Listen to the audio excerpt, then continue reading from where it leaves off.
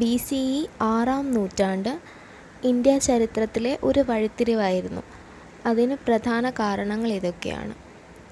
മഹാജനപദങ്ങൾ എന്നറിയപ്പെടുന്ന മഹാരാജ്യങ്ങൾ ഈ കാലഘട്ടത്തിലാണ് രൂപീകരിക്കപ്പെട്ടത്. അതേപോലെ തന്നെ രണ്ടാം നഗരവൽക്കരണം എന്ന് ഇന്ത്യ ചരിത്രത്തിൽ പറയുന്ന ഒരു കാലഘട്ടമാണിത്. മൂന്നാമതായി ഇരുമ്പിൻ്റെ ഉപയോഗം വർദ്ധിച്ചു വന്നു.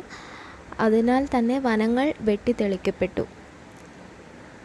ഇരുമ്പ് കൊണ്ടുള്ള പുതിയ കാർഷിക ഉപകരണങ്ങൾ കൃഷി വ്യാപിക്കുന്നതിന് സഹായിച്ചു.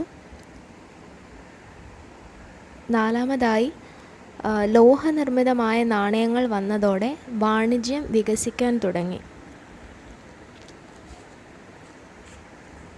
അതേപോലെ ബുദ്ധമതം, ജൈനമതം തുടങ്ങിയ വിവിധ ചിന്താവ്യവസ്ഥകളും രൂപം കൊണ്ട് വന്ന സമയമാണിത്.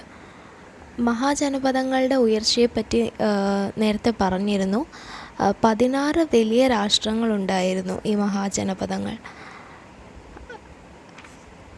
ബുദ്ധമത ഗ്രന്ഥങ്ങളായ അംഗുത്തര നിയാഗവും ജൈനമത ഗ്രന്ഥങ്ങളായ ഭഗവത സൂത്രവും വാക്യ പ്രജാപതിയും ഇതേപോലെ 16 മഹാജനപദങ്ങളെ പരാമർശിക്കുന്നുണ്ട്. ഈ 16 മഹാജനപദങ്ങൾ ഇവയാണ്: അംഗം, മഗധം, ബാജി, കാശി, മല്ലം, കോസലം, അശ്മകം, അവന്തി, ബൽസം, ഛേദി, പാഞ്ചാലം, ശൂരസേനം, മത്സ്യം, കുരു, ഗാന്ധാരം, കംബോജം.